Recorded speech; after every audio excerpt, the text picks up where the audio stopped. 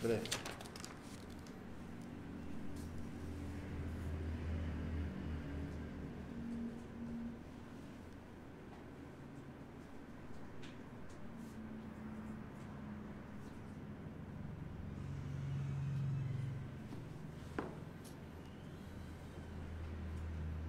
Boleh start lah.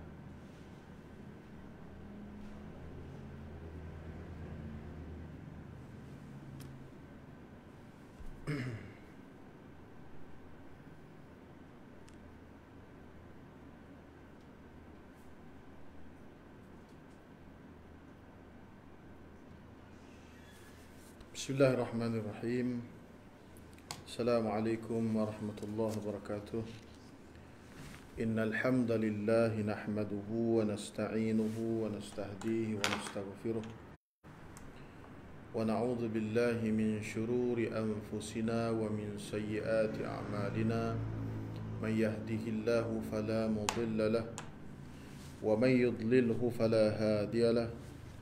أشهد أن لا إله إلا الله وحده لا شريك له وأشهد أن سيدنا محمدا عبده ورسوله. قال الله سبحانه وتعالى: أعوذ بالله من الشيطان الرجيم. يا أيها الذين آمنوا كتب عليكم الصيام كما كتب على الذين من قبلكم لعلكم تتقون. Kita bertemu lagi pada minggu ini dengan siri tazkirah ataupun kuliah duha yang saya memilih hari ini kerana kebiasaannya pada hari Jumaat itu sudah ramai di kalangan asatizah kita, masyayikh kita, tuan-tuan guru kita mengadakan kuliah secara online. Dan satu fenomena baru yang sangat menarik pada hari ini ialah bagaimana ramainya banyaknya kuliah-kuliah secara online ini yang telah pun memberikan satu budaya baru kepada masyarakat kita di Malaysia untuk mengisi kekosongan masa dalam tempoh kita masih lagi perintah kawalan pergerakan ini yang masuk fasa ketiga. Kita berdoa kepada Allah Subhanahu Wa Taala, mudah-mudahan Allah terus segera mengangkat wabak ini daripada kita dan daripada negara kita, seterusnya kepada seluruh dunia umat Islam khususnya. Para penonton yang dirahmati Allah Ta'ala sekalian, kita akan menyambut Ramadan pada minggu hadapan dan sudah pasti Ramadan kali ini agak berbeza sedikit dengan Ramadan yang lalu. Dari segi cara ibadah kita, pergerakan terutamanya melibatkan solat tarawih kita, kita tidak lagi boleh berkunjung ke masjid, tak boleh berbuka puasa di masjid, tak boleh bersahur di masjid, dan tidak kita juga terhalang untuk melakukan ibadah i'tikaf di masjid sebagaimana yang diajarkan oleh Nabi SAW dan menjadi amalan kita sebelum daripada ini, iaitu pada 10 malam terakhir. Namun begitu, kita perlu sedar bahawa Allah Subhanahu Wa Taala ini tidak membebankan kita dengan sesuatu tuntutan melainkan dengan kemampuan kita. Kata Allah Subhanahu Wa Taala, la yukallifullahu nafsan illa wus'aha. Allah itu tidak akan suruh kita buat satu benda melainkan dalam kerangka kemampuan kita. Oleh kerana kita berdepan dengan satu wabak pandemik yang tidak pernah kita lalui seumur hidup kita, maka yang boleh menjejaskan nyawa dan juga keselamatan kita, maka kita mengutamakan menjaga nyawa itu lebih daripada menunaikan tuntutan untuk kita beribadah di masjid dan juga melaksanakan ibadah sebagaimana biasa.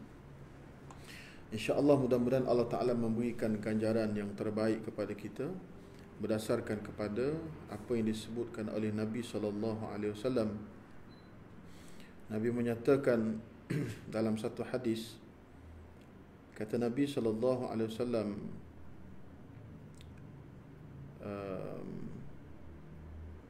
hadis yang diriwayatkan daripada Abi Musa Al-Asy'ari radhiyallahu anhuma, qala Rasulullah sallallahu alaihi wasallam, idza marida al-'abdu aw safara kutiba lahu mithla ma kana ya'malu muqiman sahiha. Kata Nabi sallallahu alaihi wasallam, apabila sakitnya seseorang hamba ataupun dalam keadaan bermusafir dan dia melakukan ibadah dalam keadaan tersebut dengan memilih rukhsah, maka ditulis baginya ganjaran pahala sebagaimana dia dalam keadaan bermukim ataupun ketika sihat.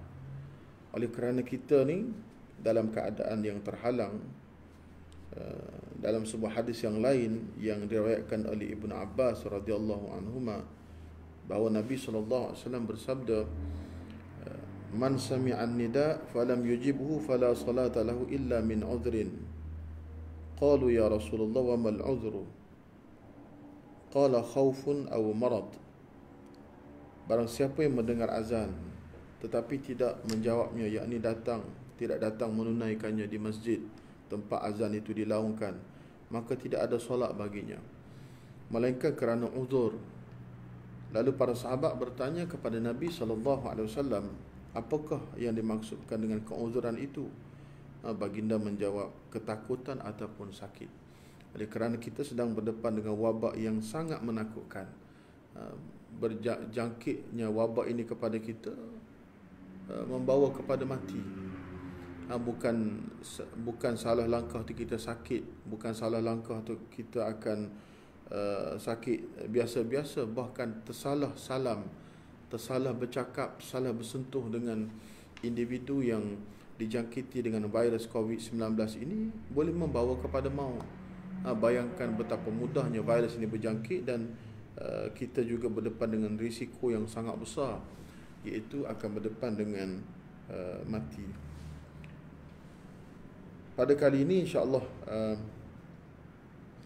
kita akan menguraikan sedikit berkaitan dengan puasa sebagaimana ayat yang disebutkan oleh Allah Subhanahu Wa Taala di mukadimah tadi yang saya baca. Kefarduan puasa ini disandarkan kepada satu ayat yang Allah Taala sebut, ya ayyuhallazina amanu kutiba alaikumus shiyam kama kutiba alal ladzina min qablikum la'allakum tattaqun.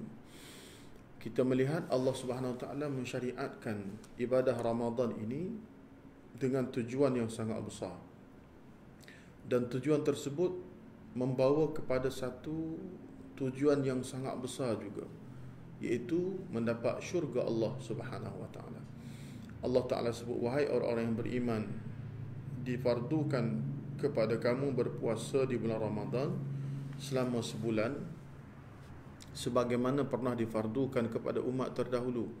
Mudah-mudahan dengan ibadah Ramadan ini, ibadah puasa ini, menjadikan kamu sebagai insan yang benar-benar bertakwa kepada Allah Subhanahu Wa Taala. Ayat ini ada dua benda yang besar. Yang pertama, Allah Ta'ala kata difardukan Ramadan ini kepada umat-umat terdahulu. Sudah pasti kalau kefarduan sesuatu ibadah itu pernah difardukan juga kepada umat terdahulu, kemudian datangnya syariat baru yang dibawa oleh Nabi Muhammad SAW dan dikekalkan amal tersebut, sudah pasti ia sebuah amalan yang sangat besar makna dan pengertiannya di sisi Allah Subhanahu Wa Taala. Sebab itu Allah Ta'ala sebut dalam ayat ini, orang terdahulu sebelum kedatangan syariat Nabi Muhammad SAW juga berpuasa. Ayat ini dikekalkan begitu, walaupun hukum dalam ayat ini sudah dimansuhkan. Berlaku di zaman Nabi SAW, bila turun ayat ini, sahabat-sahabat Nabi berpuasa sebagaimana syariat kepada umat terdahulu. Puasanya dalam tempoh yang panjang, puasanya selepas isyak kena berpuasa balik, berbuka maghrib, lepas tu bila masuk isyak kena puasa balik, sehinggalah maghrib keesokan harinya. Tempoh yang sangat panjang. Itulah puasa umat terdahulu.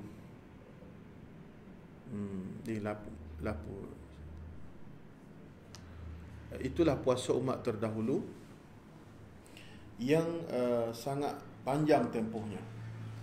Kemudian puasa umat terdahulu pantang larangnya sangat banyak.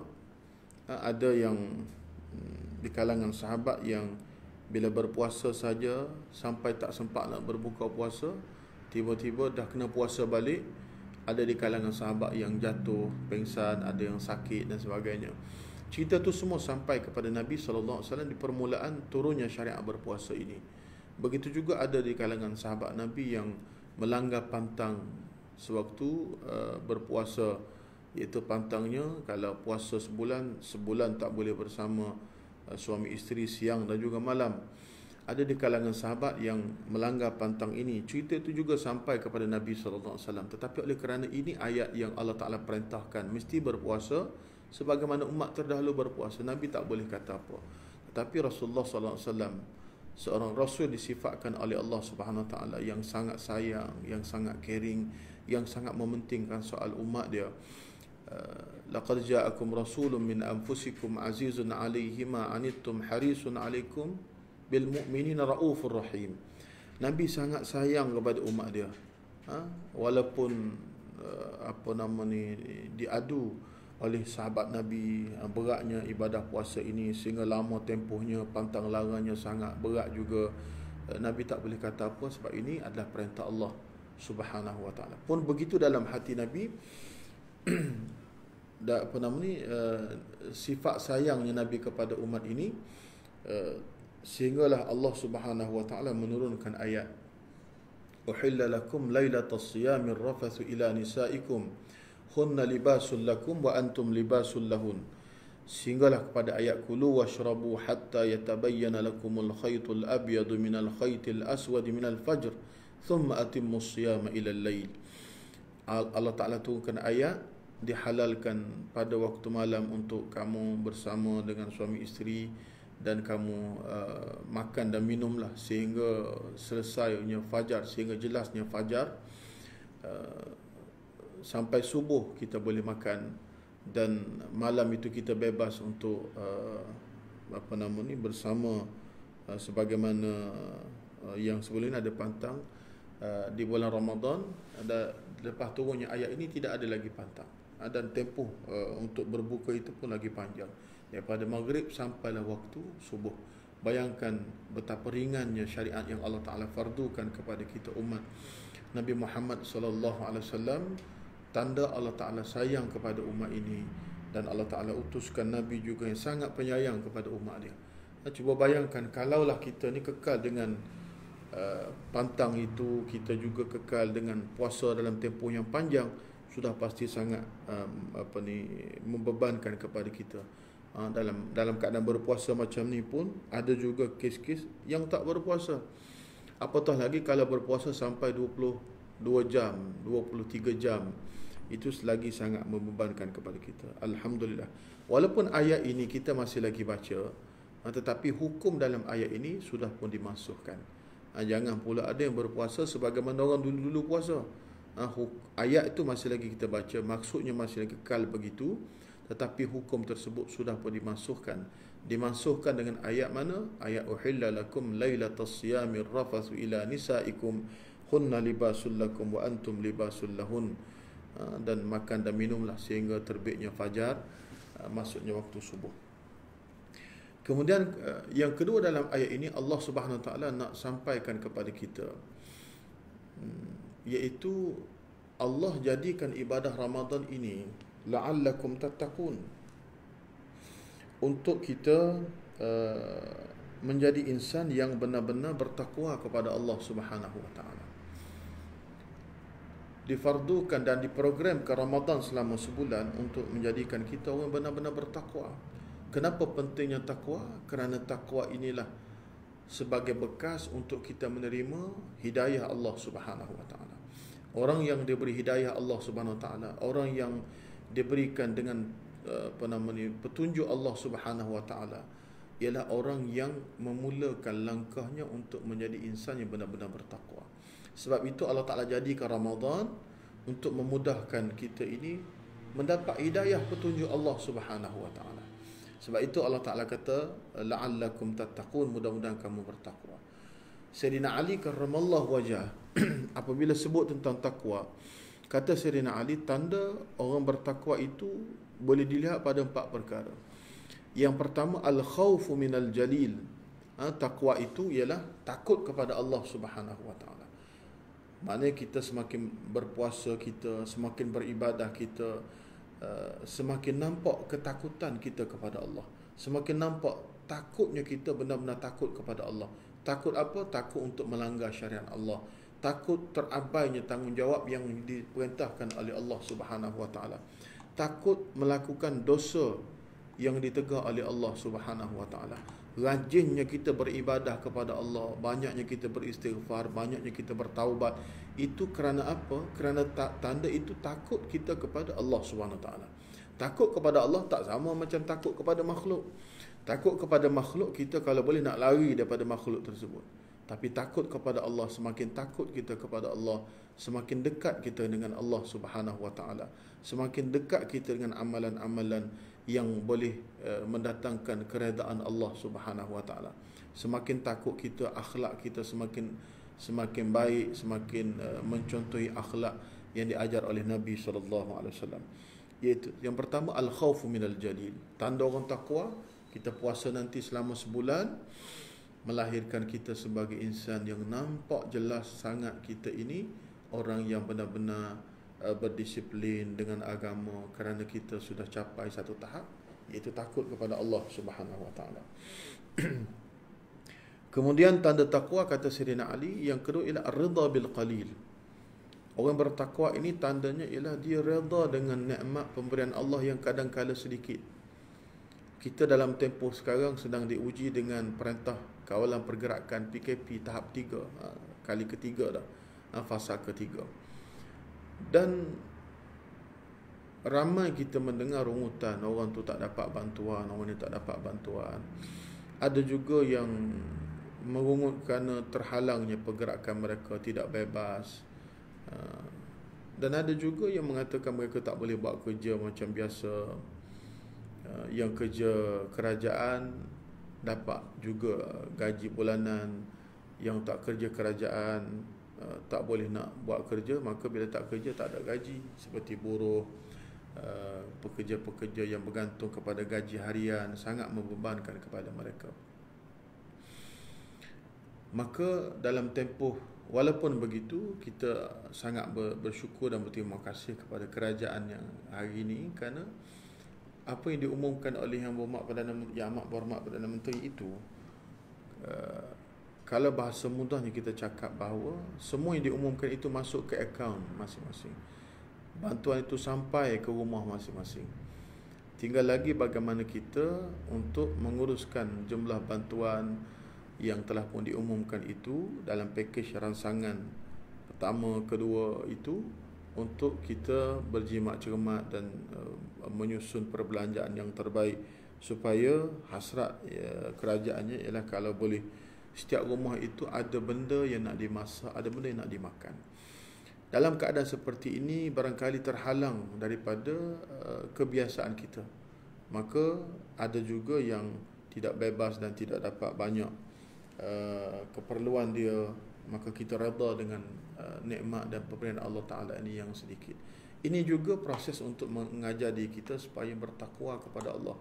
Ar-ridha bil qalil, kita redha dengan pemberian Allah Ta'ala yang sedikit. Bila orang itu lulus dengan ujian Allah Subhanahu Wa Ta'ala, maka Allah Ta'ala janji akan berikan tambah kepada insan tersebut. La in syakartum la azidannakum. Kalau kamu bersyukur dengan nikmat yang sedikit ini, Allah Ta'ala akan tambah. Kalau kamu bersyukur dengan nikmat yang kamu dapat ini, ada lagi orang lain yang tak dapat. Bila dalam bab nikmat ini kita lihat kepada orang yang lebih bawah daripada kita, lebih teruk daripada kita. Jangan kita tengok orang di atas daripada kita. Kita tengok beberapa negara yang dah kerajaannya tak boleh kawal kemarahan rakyatnya kerana mereka diperintahkan untuk berada di rumah. PKP macam mana kita, tapi tidak ada bantuan yang sebaik bantuan yang kita terima dalam negara kita. Kerajaannya prihatin ini, pemimpin yang prihatin ini, alhamdulillah, kita bersyukur kepada Allah Ta'ala. Mudah-mudahan Allah akan segera mengangkat wabak ini daripada kita dan datangnya kepada kita dengan nikmat-nikmat yang lain selepas daripada ini. Kerana sifat ujian Allah dalam rupa bentuk bencana, ujian, wabak, penyakit, tsunami, gempa bumi, apa ni, ianya ujian yang bersifat sementara. Inna ma'al usri yusra. Setiap kali satu kepayahan yang kita lalui itu banyak kesenangan yang menunggu dan menanti kita di hadapan. Maka orang yang beriman itu dia ternanti-nanti apakah surprise yang Allah Ta'ala nak bagi. Kita dah lama, dah sebulan lebih dah dalam keadaan seperti ini. Barangkali ada surprise yang sangat hebat yang nak diberikan, kejutan yang sangat hebat yang nak diberikan oleh Allah Subhanahu wa Ta'ala. Yang paling penting kita redha dengan nikmat yang Allah Ta'ala uji kadang-kala. Datang nikmat tetapi sedikit. Ar-ridha bil qalil. Yang ketiga, kata Sayyidina Ali karramallahu wajhah, tanda orang bertakwa itu ialah al-amal bit tanzil, beramal dengan apa yang diperintahkan Allah Subhanahu wa Ta'ala dalam Al-Quran. Allah turunkan Al-Quran 30 juzuk untuk kita amalkan. Bukan sekadar untuk kita baca, bukan sekadar untuk kita fahami, bahkan untuk kita amalkan dalam kehidupan kita. Sebagai seorang individu ada amalan yang terbatas kepada individu. Sebagai seorang ketua keluarga nanti kita ada sebagai seorang ketua keluarga yang bertanggungjawab kepada anak dan juga isteri, orang di bawah jagaan kita. Sebagai ketua masyarakat kita ada peranan dan tanggungjawab kita. Sebagai ketua negeri, ketua kerajaan, kita ada juga tanggungjawab kita. Dan tanggungjawab kita itu mestilah disempurnakan dengan menjadikan apa yang diturunkan Allah Subhanahu wa Ta'ala dalam Al-Quran dan apa yang ditunjukkan oleh Nabi sallallahu alaihi wasallam itu sebagai rujukan. Orang mukmin ini, kata Allah Subhanahu wa Ta'ala, "Wa ma kana lil mu'minin wala mu'minatin idza qadallahu wa rasuluhu amra ay yakuna lahumul khiyaratu min amrihim." Tidak patut bagi orang yang mengaku mereka beriman kepada Allah, apabila Allah Ta'ala telah tentukan sesuatu perkara kepada mereka, maka mereka memilih apa yang selain daripada apa yang ditentukan Allah Subhanahu wa Ta'ala. Kerana itulah apa yang diturunkan Allah ini berkait dengan soal keimanan kita. Kita laksanakan itu kerana apa? Kerana kita beriman kepada Allah Subhanahu wa Ta'ala. Itu berkait dengan tanda benar-benar kita beriman kepada Allah Subhanahu wa Ta'ala ataupun tidak. Sebab itu dalam Al-Quran Allah Ta'ala bukan sahaja sebut soal iman, Allah Ta'ala sebut soal ulaika humul mu'minuna haqqa. Ada orang yang beriman tetapi tidak sebenar. Ada orang yang beriman, kata Allah Subhanahu wa Ta'ala, ulaika humul mu'minuna haqqa. Mereka benar-benar beriman kepada Allah Subhanahu wa Ta'ala. Bagaimana beriman kepada Allah Subhanahu wa Ta'ala? Iaitu melaksanakan apa perintah Allah Subhanahu wa Ta'ala dalam kerangka kemampuan yang ada kepada kita. Kerana Allah sifatnya tidak akan memayahkan kita dengan bebanan di luar daripada kemampuan kita. Yang dalam kemampuan kita itu adalah merupakan kewajipan untuk kita lakukan dan untuk kita laksanakan. Yang keempat, kata Sayyidina Ali, ialah al-isti'dadu li yaumir rahin. Kita mestilah hidup dalam keadaan sentiasa bersiap sedia untuk berdepan dengan hari pengakhiran kita. Ramadan selama sebulan yang dikatakan untuk melahirkan sifat takwa dalam diri setiap hamba. Di antara sifat takwa itu ialah orang bertakwa ini sentiasa hidup dalam keadaan bersiap sedia untuk berdepan dengan mati pada bila-bila masa. Maka kita dengan taubatnya, dengan menghindarkan diri daripada dosanya, dengan memohon keampunan, kemaafan kepada Allah Subhanahu wa Ta'ala, minta maaf dengan kawan-kawan, sentiasa bersiap sedia untuk berdepan dengan mati. Mati datang tak bagi warning, kita kata bulan depan nak mati ke, tahun depan nak mati. Tarikh dah ada tapi kita tak tahu. Itu hikmahnya Allah Ta'ala buat begitu. Namun bagi kita sebagai insan yang sentiasa mengharapkan kematian kita itu sebagai husnul khatimah, maka kita kenalah hidup dalam keadaan sentiasa bersiap sedia untuk berdepan dengan mati pada bila-bila masa. Berdepan dengan mati pada bila-bila masa. Allah Ta'ala sengaja menyembunyikan tarikh mati. Bayangkan kalau Allah Ta'ala bagi tahu tarikh mati kita, maka tak boleh buat kerja kita. Kalau katalah mati tahun depan, tahun ni dah minta pencen dah. Katalah 10 tahun lagi nak mati, tak ada persiapan apa, maka katalah minggu depan nak mati ke, dah ada tarikh kita, maka kita tak boleh hidup secara normal. Sebab itu Allah Ta'ala menyembunyikan tarikh mati kita dengan harapan pun begitu dengan harapan kita ini sentiasa hidup dalam keadaan bersiap sedia untuk berdepan dengan mati pada bila-bila masa. Maka Ramadan yang Allah Ta'ala susun selama sebulan itu sebagai bulan bertaubat, bulan beristighfar, bulan memohon keampunan kepada Allah, bulan sedekah, bulan zikir, bulan baca Quran, dan bulan untuk kita mendapat ganjaran yang besar. Apa ganjaran besar yang Allah Ta'ala sebut? Lailatul Qadr. Lailatul Qadri khairun min alfi syahr. Ramadan ada bulan, ada satu malam yang lebih hebat daripada 1000 bulan. Kita dengan umur yang kita ada ini, umat Nabi Muhammad ini di antara 60 baina 60 wa 70, di antara 60 hingga 70 tahun. Kalau nak hidup sampai 80 tahun paling minimum 1000 bulan. Tetapi yang Allah Ta'ala sebut ialah khairun min alfi syahr, lebih daripada 1000 bulan. Berapa ribu bulan? Wallahu yudha'ifu liman yasha'. Itu serahlah kepada Allah Subhanahu wa Ta'ala, bergantung kepada keikhlasan dan kualiti amalan yang kita lakukan. Namun untuk sampai 1000 bulan pun kita tak mampu barangkali. Tetapi Allah Ta'ala sediakan hanya satu malam beribadah, pahalanya lebih daripada 1000 bulan. Bayangkan betapa Rahman, betapa Rahimnya Allah Ta'ala, betapa sayang, betapa kasihnya Allah Ta'ala kepada kita hambanya. Kalau boleh dengan adanya Ramadan ini, Allah Ta'ala nak jadikan kita ni semua ahli syurga. Semua ahli syurga. Baki lagi tinggal kesedaran, keimanan kita. Sebab itu bila nak melangkah ke masuk ke bulan Ramadan, bukan saja persiapan fizikal, persiapan suasana, environment, bukan sahaja persiapan duit dan sebagainya untuk beli makanan-makanan itu, makanan ini, tetapi yang paling penting persiapan ialah persiapan ilmu dan juga pengetahuan. Kita kena tahu apakah Ramadan ini, kita kena tahu apa malam Al-Qadar, kita kena tahu apa fadilatnya, kita kena tahu apa kelebihannya. Kerana sifat amalan yang Allah Ta'ala jadikan kepada kita manusia ini, sedikit apa yang kita buat tapi besar ganjarannya di sisi Allah Subhanahu wa Ta'ala. Itu malam Al-Qadar. Belum lagi kita bercakap soal, kita mengambil contohnya zikir. Kita sebut subhanallah bihamdihi subhanallahil azim. Kata Nabi SAW, orang yang sebut subhanallah bihamdihi subhanallahil azim ini, pahalanya memenuhi ruang langit dan bumi. Sekali sebut tu pahala penuh langit bumi. Bayangkan kelebihan itu yang kita tahu itu adalah sebuah kelebihan. Maka orang yang sedar akan kelebihan itu dengan ilmu dan juga pengetahuan mendatangkan dorongan kepada mereka, semangat kepada mereka untuk melakukan perkara tersebut. Kalau mereka tak tahu, maka mereka tengok orang sebut subhanallah bihamdihi subhanallahil azim, tamla'u ma baina as-sama'i wal ard, pahalanya, kata Nabi sallallahu alaihi wasallam, atau kama qala Nabi sallallahu alaihi wasallam. Bayangkan kita tahu, maka kita akan didorong dengan pengetahuan tadi untuk melakukan amal tersebut. Walaupun kita penat, walaupun kita susah, tapi kita sedar dengan ilmu dan pengetahuan. Itu fadilat sangat besar. Maka kita terdorong, bermotivasi untuk melakukan amalan tersebut.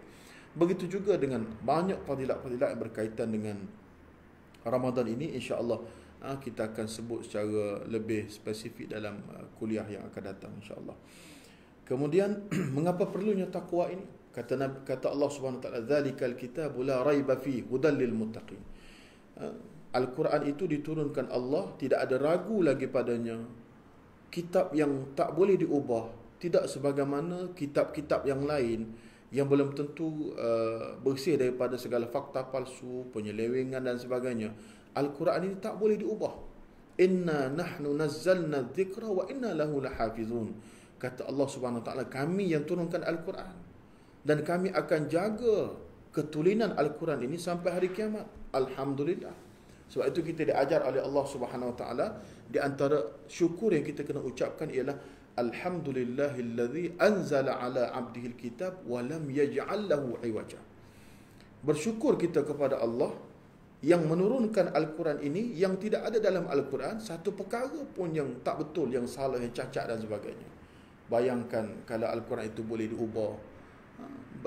Sebab itu bila kita dengar ada saja silap dalam Al-Quran, barisnya silap ke apa ke, akan ada orang yang diilhamkan Allah Subhanahu wa Ta'ala untuk menyedari akan kesilapan tersebut dan berlaku pembetulan, cetakan itu ditarik balik dan macam-macam caranya. Itu semua kerana apa?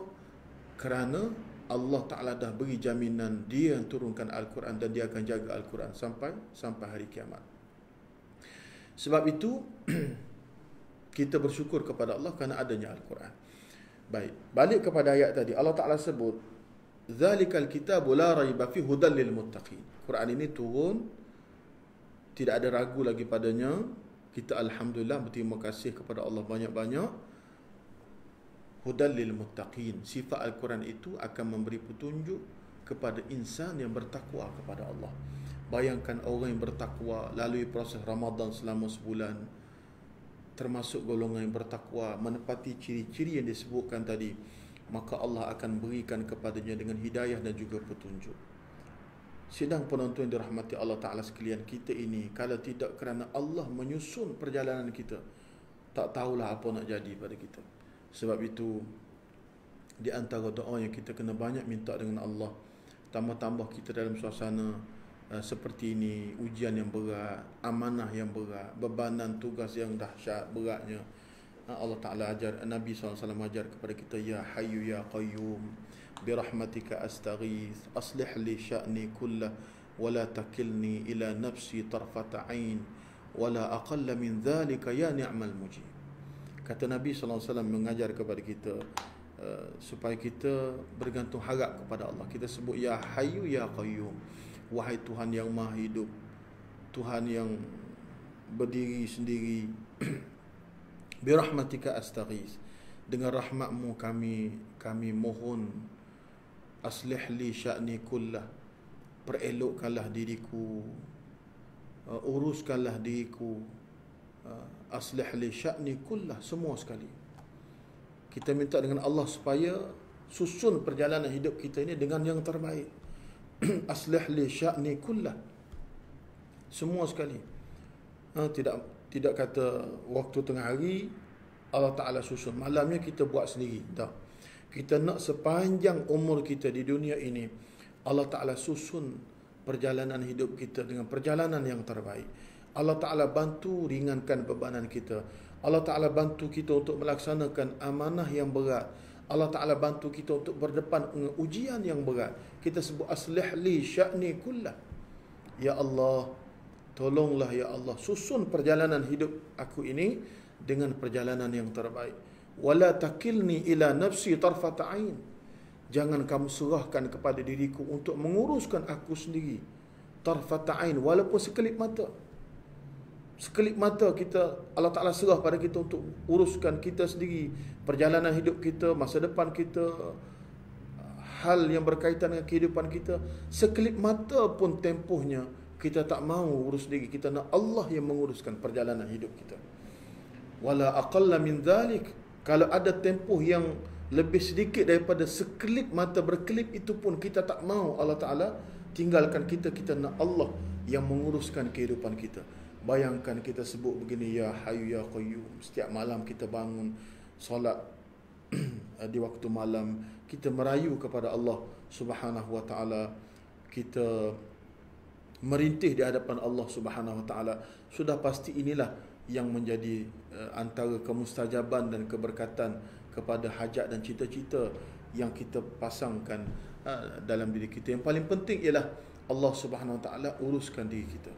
Sebab itu di antara amalan yang dilakukan oleh Al-Imam Ibn Taymiyah rahimahumullah, Imam Ibn Taymiyah ini dalam kitab ditulis, dia sebut Ya Hayyu Ya Qayyum birahmatika astaghith aslih li sya'ni kullah wala takilni ila nafsi tarfata ain.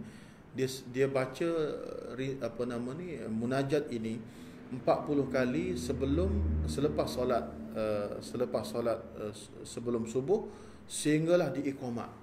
Dalam tempoh itu, selepas solat sunat subuh sampai nak iqamah solat subuh, dia kata dia sentiasa baca sebanyak 40 kali untuk menjadikan hati kita hidup, dan sebarang keputusan yang kita buat, sebarang tindakan yang kita ambil akan terus dibimbing dan diberi hidayah oleh Allah Subhanahu Wa Ta'ala, kerana katanya fadilatnya ialah menjadikan hati kita sentiasa hidup untuk berdepan dengan apa sahaja rencam kehidupan dunia. Kita peka apa yang dikehendaki oleh Allah, kita diberi ilham oleh Allah Subhanahu Wa Taala untuk menentukan mana keputusan yang terbaik, mana keputusan yang akan berkesudahan dengan tidak baik. Sebab itu kita bergantung harap kepada Allah Subhanahu Wa Taala dengan menyebut apa yang diajar oleh Nabi sallallahu alaihi wasallam. Banyak para penonton sekalian yang diajar oleh Nabi sallallahu alaihi wasallam, tinggal lagi kepada kita untuk ambil apa yang diajar oleh Nabi, bukan kita ambil apa yang diajar oleh ajaran yang tidak ada asal usulnya. Sebab itu di antara apa yang saya sebutkan setelah memegang amanah ini kepada TV Hijrahnya, dengan radio IKIM-nya, setiap kali bermesyuarat, saya tak lupa untuk mengingatkan kita semua supaya apa yang kita nak siarkan dalam TV, nak siarkan dalam radio, mestilah disebut sebagai evidence based content dia panggil. Mesti ada asal usulnya daripada amalan yang diambil daripada Nabi sallallahu alaihi wasallam, bukan apa sahaja yang kita kata amal baik maka kita ambil kita buat, belum tentunya mendapat keberkatan di sisi Allah Subhanahu Wa Taala, kerana banyak yang diajar oleh Nabi pun tak terjangkau, tak termampu untuk kita buat semua. Ini kan pula kita nak ambil yang di luar daripada apa yang diajar oleh Nabi sallallahu alaihi wasallam. Sidang penonton yang dirahmati Allah Subhanahu Wa Taala sekalian, benda hidayah ini sangat besar yang kita kena minta. Sebab itu di antara permintaan yang kita minta berulang kali dalam solat kita, walaupun kita belajar hadis qudsi yang Allah Taala sebut, bila kita sampai kepada ayat iyyaka na'bud wa iyyaka nasta'in, kepadamu ya Allah kami mengabdikan diri, kepadamu ya Allah kami minta tolong. Waktu ini Allah Ta'ala sambut apa yang kita sebut. Allah Ta'ala sebut wali abdi ma sa'al, bagi hambaku nak minta apa mintalah. Kerana orang yang menyebut iyyaka na'bud wa iyyaka nasta'in, Allah Ta'ala bagi peluang kepada dia nak minta apa mintalah, Tuhan nak mustajab semuanya.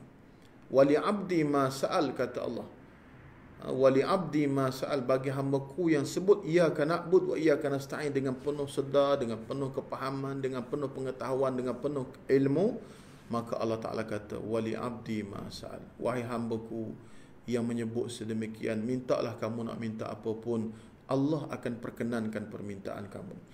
Maka waktu ini sepatut kita datangkan dalam diri kita apa yang kita nak minta, hajat, cita-cita kita, nak minta Allah Ta'ala angkat wabak ni daripada kita, nak minta Allah Ta'ala sempurnakan hajat kita, bebas daripada penyakit, bebas daripada kemiskinan, bebas daripada sedikitnya harta benda. Kita nak Allah Ta'ala sempurnakan hajat dan cita-cita kita. Yang paling penting Allah Ta'ala sebut selepas iyyaka na'bud wa iyyaka nasta'in, kata Allah, ihdinas siratal mustaqim. Ihdinas siratal mustaqim. Iyyaka na'bud wa iyyaka nasta'in, boleh minta apa saja. Allah Ta'ala ajar kepada kita juga untuk minta iyyaka na'bud wa iyyaka nasta'in ihdinas siratal mustaqim. Ya Allah, ya Tuhanku, tunjukkanlah kepada kami jalan yang lurus. Kita minta hidayah dengan Allah.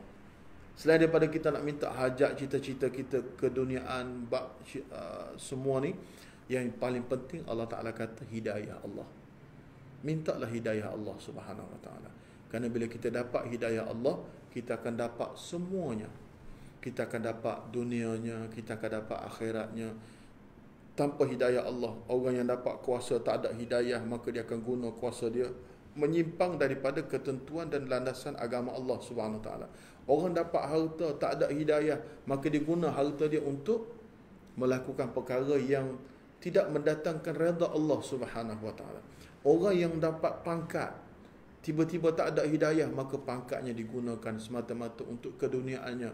Barangkali dunia dia dapat, tapi akhirat dia terlepas. Sebab itu bila kita dapat hidayah, dunia kita dapat, akhirat pun kita dapat. Itu betapa pentingnya orang yang nak dapat hidayah ini mesti menyediakan bekas hidayahnya. Bekas hidayahnya apa dia? Bekas hidayahnya ialah takwa kepada Allah Subhanahu Wa Ta'ala. Takwa datang dari mana? Takwa datang daripada program Ramadan yang Allah Ta'ala telah susun kepada kita selama sebulan.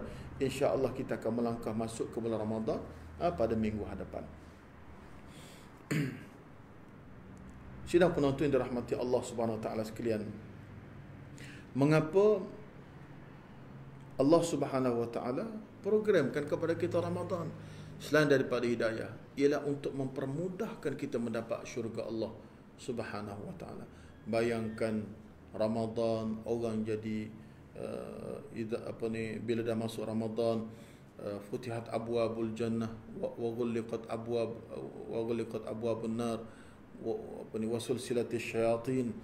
Ini disebut dalam hadis Nabi sallallahu alaihi wasallam, bila masuk bulan Ramadan, ditutup serapat-rapatnya pintu neraka, dibuka seluas-luasnya pintu syurga, dan syaitan-syaitan yang menggoda, yang mengganggu manusia untuk rasa was-was terhadap amal perbuatan yang baik ini, nak tarik manusia kepada amal perbuatan buruk, juga dibelenggu oleh Allah Subhanahu wa taala.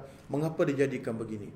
Sebab itu kalau kita melihat bila orang masuk bulan Ramadan, nampak macam semua orang jadi baik, semua orang jadi baca Quran, semua orang jadi nak solat tarawih, masjid-masjid jadi penuh. Sebelum Ramadan tak penuh, lepas masa Ramadan penuh, selepas Ramadan hilang terus. Mengapa jadi begini? Kerana dorongan yang Allah Ta'ala jadikan. Allah Ta'ala tahu manusia ni kadang ada terpengaruh dengan godaan syaitan, ada terpengaruh dengan itu dan ini. Maka unsur-unsur yang menarik manusia kepada kejahatan itu ditiadakan oleh Allah Subhanahu Wa Ta'ala. Mengapa? Untuk sampai kepada tahap itu, bagi Allah Ta'ala memudahkan kita untuk mendapat syurga Allah Subhanahu Wa Ta'ala. Sebab itu kata Nabi SAW, man sama Ramadana imanan wa ihtisaba, ghufira lahu ma taqaddama min dhanbi. Barang siapa yang berpuasa Ramadan dengan penuh keimanan dan menghisap dirinya, maka Allah Subhanahu Wa Ta'ala akan ampunkan dosanya yang telah lalu. Orang yang kita usia puluhan tahun, 30-40 tahun, 50-60 tahun, umur kita, dosa kita banyak mana, wallahu taala alam. Tetapi bila melangkah saja masuk ke bulan Ramadan, Allah ampunkan ke semua dosa kita yang telah lalu. Syaratnya imanan wa ihtisaba. Berpuasa dengan penuh keimanan, dengan mengharapkan keampunan Allah, bermuhasabah, bertaubat, memenuhi amal segenap ceruk masa di bulan Ramadan itu dengan pengisian-pengisian yang mendatangkan ganjaran pahala yang hebat di sisi Allah Subhanahu Wa Taala. Hidupkan malamnya, mencari al-qadarnya, sedekahnya, zikirnya, baca Qurannya. Bayangkan kalau itulah yang kita lakukan, sehingga Allah Ta'ala berikan kepada kita dengan perakuan bahawa kita ni benar-benar berpuasa dengan penuh iman dan wahtisabah, maka kita mendapat ganjaran hebat, diampunkan semua dosa kita telah lalu. Orang yang kalau lepas daripada Ramadan meninggal dunia dalam keadaan tidak ada dosa, maka sudah pasti ganjarannya syurga di sisi Allah Subhanahu Wa Ta'ala. Sebab itu kalau kita tanya mengapa Allah Ta'ala programkan kepada kita Ramadan selama sebulan, Ramadan selama sebulan untuk Allah permudahkan kita hambanya mendapat syurga Allah Subhanahu Wa Ta'ala. Kata Nabi SAW yang menyentap kealpaan kita, kata Nabi, raghima anfi rajulin dakhala alaihi Ramadan fatamma alaihi Ramadan falam yughfarulah. Sangatlah rugi orang yang dipanjangkan umurnya oleh Allah Subhanahu Wa Ta'ala untuk melangkah ke bulan Ramadan. Tiba-tiba dia melangkah masuk bulan Ramadan, dia berpuasa sebulan di bulan Ramadan. Bila akhir Ramadan, tiba-tiba dosanya tak diampunkan oleh Allah Subhanahu Wa Ta'ala. Kata Nabi, tak ada orang paling rugi ialah orang yang dipanjangkan umur. Mudah-mudahan kita semua dipanjangkan umur. Kita berdoa kepada Allah Subhanahu Wa Ta'ala, Allahumma ballighna Ramadan, ya Allah tolonglah sampaikan kita kepada bulan Ramadan pada tahun ini. Orang dipanjangkan umur, tiba-tiba hampir Ramadan, masuk Ramadan, selesai puasa Ramadan sebulan, dosa tak diampunkan Allah. Itulah orang paling rugi, kata Nabi SAW. Semua hadis-hadis ini sebagai dorongan kepada kita supaya kita mengambil berat tentang persiapan untuk kita melangkah Ramadan. Bukan sahaja persiapan dari segi fizikal, bahkan juga persiapan dari segi ilmu, pengetahuan dan juga spiritual kita, supaya pada Ramadan kali ini kita benar-benar diampunkan oleh Allah Subhanahu Wa Ta'ala. Sidang penonton yang dirahmati Allah Subhanahu Wa Ta'ala sekalian, saya rasa sekadar itulah yang boleh saya sebutkan dalam siri kuliah kita pada pagi ini. Mudah-mudahan kita semua mendapat manfaat daripada usaha dan sumbangan sedikit ini daripada saya yang tidak seberapa, dan insya-Allah kita akan bertemu lagi pada siri kuliah yang akan datang. Saya cuba untuk istiqamah pada setiap Sabtu ini, walaupun semalam saya di Angkasa Puri Kuala Lumpur ada bicara naratif menceritakan tentang program yang dilakukan di bawah di bawah Menteri Jabatan Perdana Menteri Hal Ehwal Agama, dan terus saya bertolak balik sahabat-sahabat saya di sini tanya macam mana nak buat ada kuliah. Saya kata teruskan kuliah pagi tadi sampai jam 3 pagi, dan terus dengan kuliah pada pagi ini. Mudah-mudahan usaha dan yang kita lakukan ini dihitung sebagai sunnah yang baik yang ditiru oleh orang lain, dan juga usaha sekecil ini sebagai sumbangan kita untuk mencapai redha Allah Subhanahu Wa Taala. Apa yang paling penting, sidang penonton sekalian, tolonglah doakan sesama kita. Ya, kata Nabi sallallahu alaihi wasallam, doa yang terbaik yang dimustajabkan Allah Subhanahu Wa Taala ialah doa daripada saudara kepada saudaranya yang lain yang dia sendiri pun tak tahu saudara itu mendoakan kepadanya. Saya pohon sidang penonton, follower saya di FB ini yang sudi untuk menjenguk FB saya untuk mendoakan supaya kita semua sabar dan istiqamah dalam melaksanakan tugas dan amanah yang dipertanggungjawabkan ini. Mudah-mudahan kita semua akan menjadi insan benar-benar bertakwa kepada Allah dengan melangkah masuk ke bulan Ramadan ini, dan mudah-mudahan kita semua akan diberikan anugerah Allah Subhanahu Wa Taala. Fasa PKP yang ketiga ini Allah Taala mengangkat wabak daripada negara kita dan seluruh negara dunia ini, khususnya kepada umat Islam. Aqulu qawli hadza wa astaghfirullah li wa lakum. Wassalamualaikum warahmatullahi wabarakatuh.